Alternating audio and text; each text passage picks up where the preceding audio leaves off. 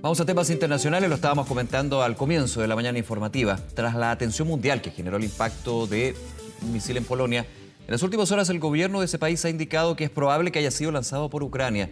Vamos a profundizar en este tema. Estamos junto al académico de la Facultad de Gobierno de la Universidad de Chile, Jaime Baeza. Jaime, muy buenos días, gracias por acompañarnos. Hola Nicolás, buenos días. ¿Cómo te va?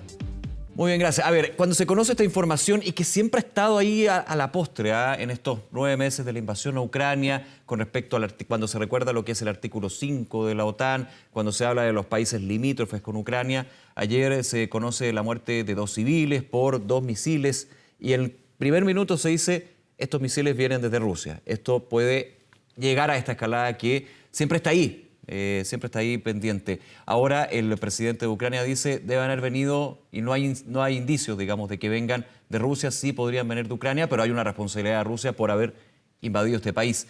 ¿Cómo se ha visto esto? Y también se destacó lo que fue la respuesta medida de Estados Unidos, esto por parte del Kremlin, de hecho.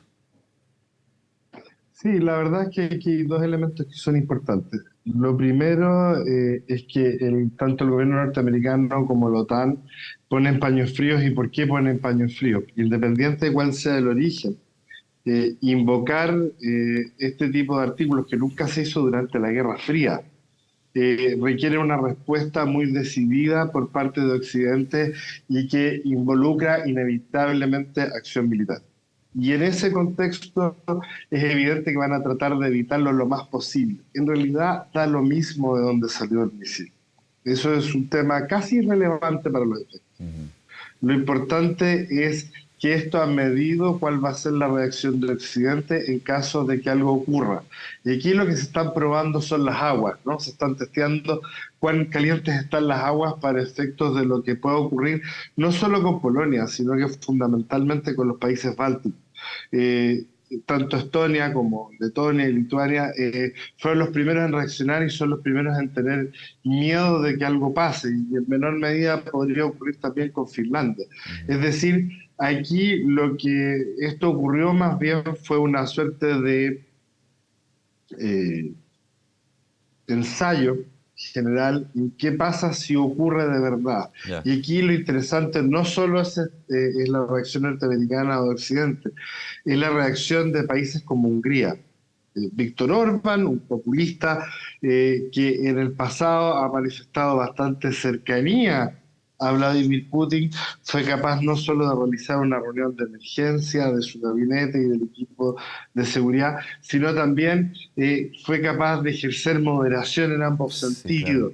Los polacos también ejercieron moderación, pese a que la primera reacción fue muy complicada por lo que podía significar. Esto no fue 100 metros adentro del territorio polaco, fue casi 20. 6 millas, 10 kilómetros. Sí, Sí, más o menos, y hay una claro. discusión de que no fue tan allá. Pero muy cerca, Pero digamos, bastante, no hay una no, extensión ahí importante. claro, no es 100 metros. Claro, No es que fue un pequeño error. Entonces, la sí. verdad es que lo importante es cómo todos los actores fueron capaces de reaccionar para bajar tensiones. Lavrov se había retirado ya el día anterior de la reunión del G20, por lo tanto hay bastante que concluir en términos de la madurez de los actores Jaime. internacionales frente al momento de la crisis. Sí, y creo que es un punto muy interesante de analizar, y creo que hasta el minuto, porque esto es una tensión constante, digamos, estamos hablando de un enfrentamiento bélico, una invasión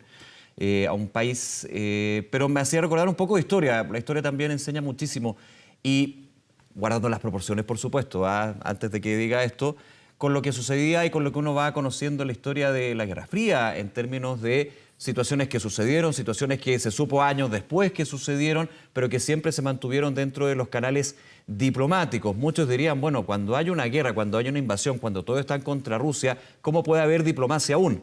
Aquí, desde la moderación de personajes como Víctor Orbán, desde la situación también desde el Pentágono, donde se dijo no tenemos ninguna información de que sea ruso este misil o los misiles, se habla y se recuerda también lo que fue esa época de la historia, ¿no? Si puede hacer un poquito la comparación. Sí, podríamos hacer la comparación con no solo la crisis de los misiles, sino también la crisis del Pershing en los años 80. Hay Sí, más muchos cercano. momentos de tensión donde todos los actores entendían que no se podía llegar a la situación MAD, ¿no? Locura en inglés, ¿cierto? Mutual Assured Destruction, en materia nuclear, ni tampoco una guerra convencional que efectivamente genere problemas aún mayores. Aquí hay que entender que están entrando al invierno. En la entrada al invierno lo más probable es que las acciones militares van a continuar, pero en una escala de media a moderado, y que el contexto de esta guerra es que todos esperan que sea una guerra más bien larga, no Claro. corta. Y por lo tanto, la resolución del conflicto no va a ser mañana en la tarde. ¿Por qué? Porque detrás del conflicto no es un tema meramente económico o la posesión de un determinado territorio, sino que una visión que tiene Rusia sobre su rol en el mundo y fundamentalmente su rol en la región. Básicamente lo que Putin piensa detrás de esto es que tenemos que, como mundo, volver a las fronteras de 1991 y que además Putin es un personaje que, aparte de su ligación con la Iglesia Ortodoxa rusa, es un tipo profundamente anticomunista, que le echa la culpa de muchos de los problemas que tiene Rusia hoy día a Lenin y Stalin, como por ejemplo él cree que la existencia de Ucrania misma, y también se le echa la culpa a Khrushchev, es porque la Unión Soviética nunca resolvió el tema de que Ucrania no solo era parte, sino que es la cuna de la madre Rusia. Y en ese contexto el conflicto, como no tiene un componente en realidad esencial económico, sino estratégico, geopolítico y de mirada del mundo, para Putin, este es un conflicto de largo aliento. Y además hay que comprender que dentro del mismo conflicto, en la reunión del G20 hubo críticas veladas, sin nombres, por parte del que hasta ahora ha sido el aliado ruso. Xi Jinping Sí. señala que el conflicto no se puede jugar con elementos como los supply chains, no la cadena logística en materia de alimentos, en cadena Y esto después de una en reunión con el materia de energía. presidente de Estados Unidos, Xi Jinping, con Joe Biden, que también es importante. Además, en reuniones en las que sostienen que van a tratar de resolver sus diferencias por canales más formales. Es decir, aparte de una crítica velada de Xi Jinping, que está con el total poder después de finalizado el Congreso del Partido Comunista Chino, se reúne con Biden, que evitó la marea roja, ¿no?, que se hablaba en los midterm elections. Tenemos a un señor como Trump anoche anunciando que reinicia su carrera electoral, pero en un contexto de mucho mayor debilidad de lo que podría haber tenido antes de las midterms, donde se pensaba que el poder de Biden va a ser bastante debilitado. Por lo tanto, se sientan a la mesa a hablar en otro tono. Eso Rusia lo toma en consideración. Y eso no significa que vayan a renunciar a su objetivo geopolítico de largo aliento, pero también significa que ellos tienen que lidiar con la realidad con que ellos cuentan en estos momentos políticamente. Y como te insisto, además, en el inicio del invierno, yo creo que hay que poner mucha atención a lo que va a ocurrir en los próximos meses en términos de una suerte de planicie en el conflicto, y que después en la primavera podríamos volver a ver un reinicio más fuerte en términos de combate. Si tú miras la retirada estratégica rusa, ¿creen que los rusos están a punto de perder el conflicto? También sería una ingenuidad. La retirada de Kherson de los rusos significa, bueno, va a haber otras formas. Ayer hubo 100 misiles sobre el territorio ucraniano. Va a haber otras formas de conflicto o de manifestación de ese conflicto en los próximos meses, y eso se lleva también al mapa más general.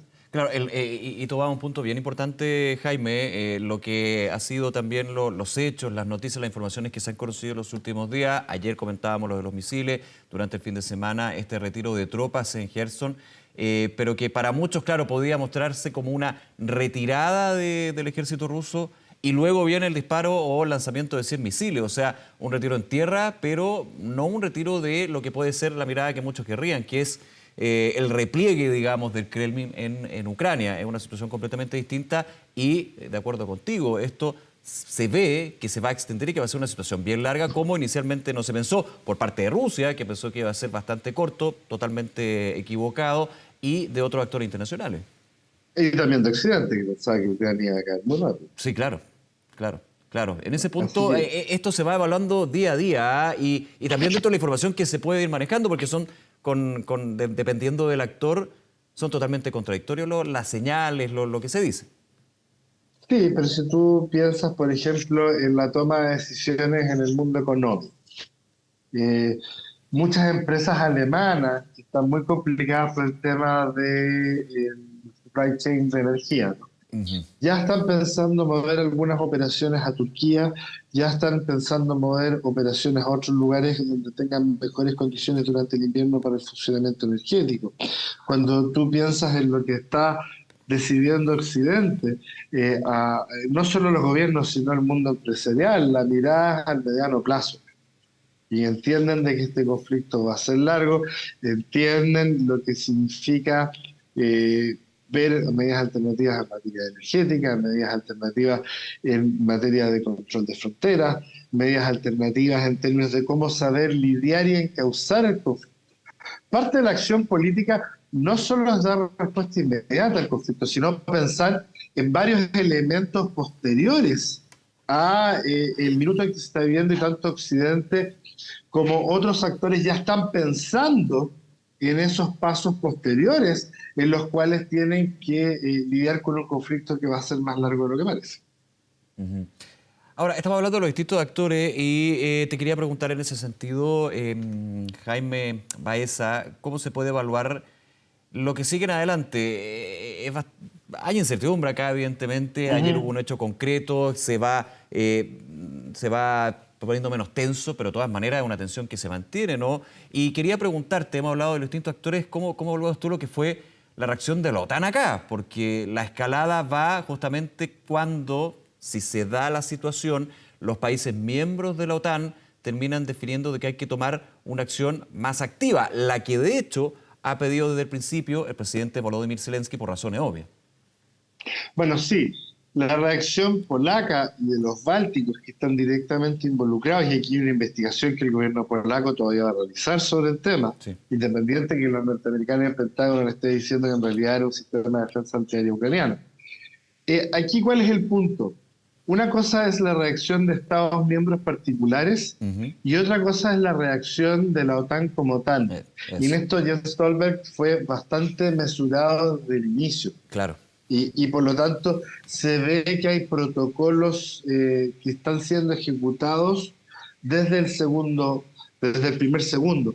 Y lo otro, hay que pensar que además se da en un momento donde el pleno del G20 está reunido en Bali y donde la capacidad de diálogo entre los actores internacionales fue bastante rápido, pese que el horario para efectos de Indonesia era bastante malo, era en las primeras horas de la madrugada, pero se da en un contexto donde todos los actores pudieron reaccionar no solo de manera mesurada, sino también en un diálogo.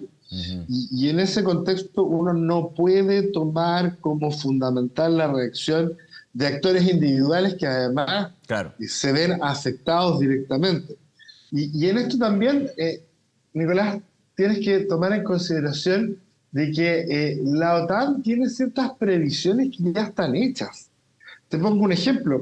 Eh, Hay despliegue de tropas norteamericanas ya en territorio polaco mucho antes de estos incidentes, Sí. y son los primeros despliegues en territorio de la OTAN probablemente en muchas décadas en este contexto. Incluso hasta actores que podrían parecer periféricos dentro de la acción de la OTAN.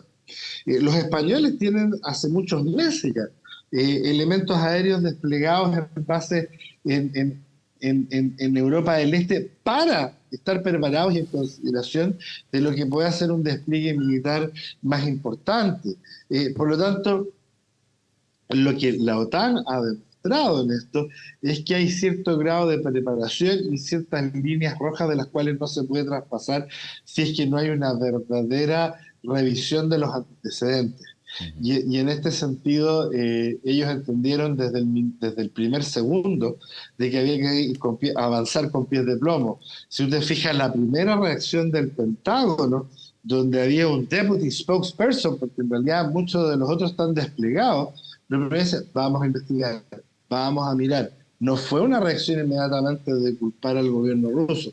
Zelensky es otro problema, él está con la guerra encima.